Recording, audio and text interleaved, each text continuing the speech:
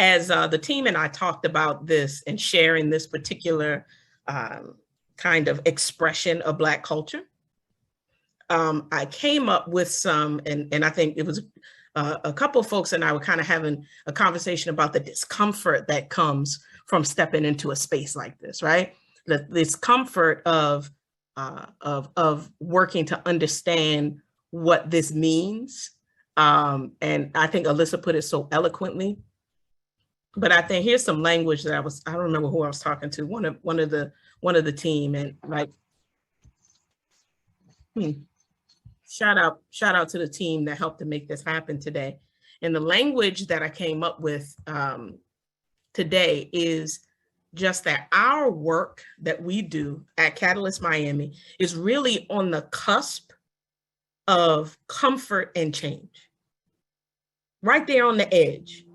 And our job is to push back the comfort to make room for the change. This is my studio. Welcome to my studio. This is where I do all my thing. I taught students in it for many years. Fully sing, full studio and everything, you know. So I'm here. Everybody can see me. I'm gonna play. Oh, in Jamaica. Let's go to Jamaica. Let me do a quick thing in Jamaica. There's a thing called drum song, which is like a Rasta beat. I'm gonna play, and you can hear. I'm gonna play along with it. So it goes like this. You can hear. Put your hand if you can hear. Put up your hand. Good. And the Rasta so goes.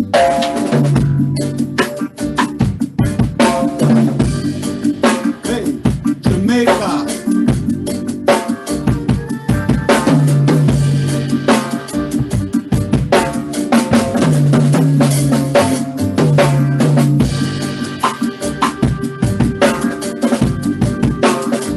Marley, as a Rasta man, believes in Africa.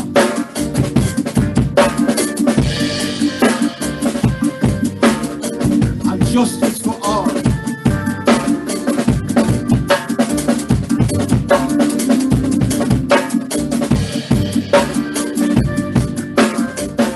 What I want to tell you is that God has chosen each one of you as special. Each one of you have an important job, more than probably any reverend, any politician, because you have a chance to change the tomorrow. It takes a lot. Sometimes you go to bed and you can't take it no more. But you know what? A little prayer, God give you back energy. Because our kids' face, I see my grandchildren, God has blessed me to go into schools from kindergarten to work with, to college, universities, jobs, everybody, all ages. And the challenges that they're in the world now, it's very difficult. And I try and tell older people like myself, have patience. Don't stop talking. Always talk, give encouragement, because sometimes you think it's deaf ears, but you'll be surprised. They'll say, oh, the old man said to me, might save his life. We must never give up on our children. As Nelson Mandela, that's the most important, our children is our tomorrow. And well, I can say I have been here and, you know, God has put me on borrowed time. I'm happy. But we want to give our child and our grandchildren and the children to come a chance to be united in a world that sees one, everybody equal, that sees not the area code or zip code that a child comes from, but sees the love within them, the potential that they can be and dream like any other child. Tomorrow morning, if it rains or storm happens, or there's a war that happens, like COVID, it doesn't come with color. It takes anybody. So if we realize that we are a human being, we are a human being that runs through all of us, then let's judge for means, don't judge at all. Let us always give and live in unity. And if we set that example, it will catch on. My name is Vanessa Charlotte. It's a pleasure to be here this morning. Like Gael so graciously said, I am a documentary photographer. I'm a curator. I'm a filmmaker. But at the core of my work is the poignant words of not Toni Morrison, even though I'm a Toni Morrison fanatic, but Nina Simone, right? So as an artist, my duty is to reflect the times. and more specifically, to reflect the times in a way that is free of an oppressive gaze, and in a way that centers the life and stories of Black and Brown and Indigenous people who look like me, who have comparative lived experiences, in a way to, one, completely disrupt the photographic landscape, right? So when we think about photography and we think about how Black and Brown bodies have been presented in photography, it is typically through a position of subjugation or somewhat of a fetish, right? So the purpose behind my work is to make us center, and not in juxtaposition to the dominant culture, not in comparison to, but to reimagine a time and space where we are our own center and we are our own mainstream. So that's essentially the purpose of my work. My work catapulted in 2020 with the unfortunate murder of George Floyd. And so after covering St. Louis, which is a city that lives in the shadows of the Mike Brown murder, it's quite harrowing, but I knew that it was very important to tell this story, because these stories are often told from the position of the victor and not the victim, right? So very important things that need to be included in bodies of photographic work that really dignifies and I hate to use this word, humanizes the experiences of these communities, are often devoid of the conversation. So the first series is going to be Fire Next Time, which was inspired by James Baldwin. Like I said, I'm an avid Black literary fanatic. And I knew that what I was experiencing was essentially the physical manifestation in our contemporary time and space of the words of James Baldwin. So, so the first photograph,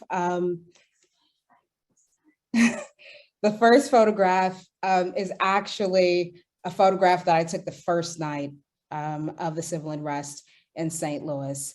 And this picture would end up garnering international attention. But what I thought was quite poignant about this photograph was the fact that this was a young Black woman who you can't see is facing oncoming traffic, sitting Indian style in the middle of an intersection in downtown St. Louis, right? So it transformed from this notion of asking for justice, but you can see the resolve in her face, more so demanding.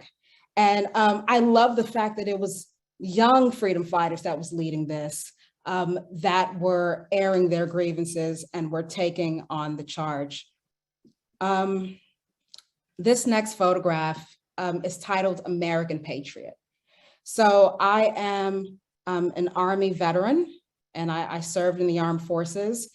And when I saw this, I knew immediately to see an upside down flag means that you're facing imminent threat in your own country, right? So that's what it represents. And I wanted to really expand our understanding of who is the American patriot.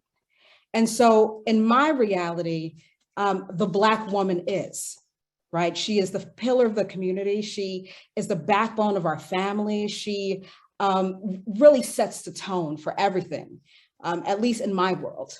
So to see a Black woman holding this upside down flag while still having a mask on spoke to the fact that Black America was facing two existential threats to their being, right? Police brutality and coronavirus.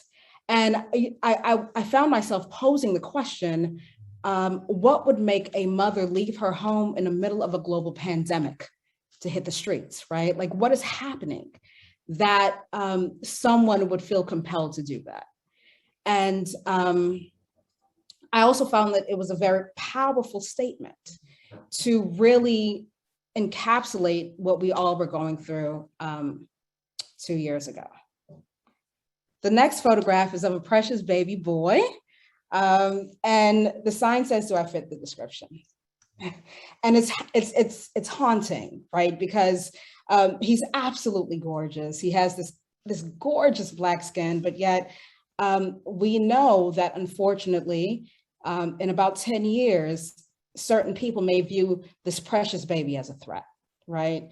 And even though like we're celebrating Black excellence during this time, it is almost like a double-edged sword, right? So like you're celebrating this, but at the same time, you're having to grapple with behind the scenes another killing that just happened in Minneapolis again of the baby boy Amir, right? So like it's this constant conversation of trying to maintain yourself and your mental health while still dealing with the ongoing traumas and violence against Black and brown bodies. This next photograph is, I took this for the New Yorker, and this is Leslie McSpadden, who is the mother of Mike Brown. And oftentimes when Leslie is photographed, she's caught in very raw emotional positions. And I think that it really diminished her as someone who was a complex being, right? A beautiful, complex being. That, so when I went to photograph her, I wanted to make sure that she looked amazing, that her hair was slayed to the gods, right? Her face was beat. and I'm speaking this way because I have to tell you, like, I'm a Miami chick through and through, right? Like I was born and raised in the county of Dade. And I also know like the power of the camera, right? Like the camera is actually a tool of power. So I was very intentional about, okay, look, Leslie, when I'm photographing you, I need for you to look divine, right? And so that to be the image that is shared with the rest of the world. So she was gracious enough to let me do that with her and co-collaborate in this process of photographing her. And then this is the family of Isidore Banks. And Isidore Banks was a man that was lynched in the 1940s for having a lot of land in Arkansas. And so the land was then taken, and his family unfortunately now lives in less than stellar conditions on the north side of St. Louis. And so instead of highlighting the fact that like I was, in a very rough neighborhood, I didn't really want to highlight that. I wanted to highlight the beauty of the family and the legacy that still continues, right? So there's nothing really new about highlighting poverty, pain, things like that. Like there's nothing interesting enough to me about that story. It makes the story monolithic, and it cheapens the rich reality of these folks' lives. And so babies, I have a soft spot for babies. Me and Gael have a baby boy. And so I'm always looking to include multiple generations within a photograph. So this is the granddaughter of Isidore Banks with her own grandchildren. I love this. And if you're done submitting them and you're just kind of checking out this word bubble right now, you'll see that obviously a bunch of the words are included, but the ones that have been repeated more than once get bigger and bigger. So that also highlights that we all kind of collectively see Black culture in a specific way, which is really beautiful, because we see words like excellence, joy, vibrancy, strength, beautiful, right? And all these other words around, of course, that are, individual, but I think it speaks volumes that for the most part, there are at least a couple of words that everyone agrees on. So thank you all for this. Thank you so much for stepping into our culture and sharing what you think is beautiful and real about it.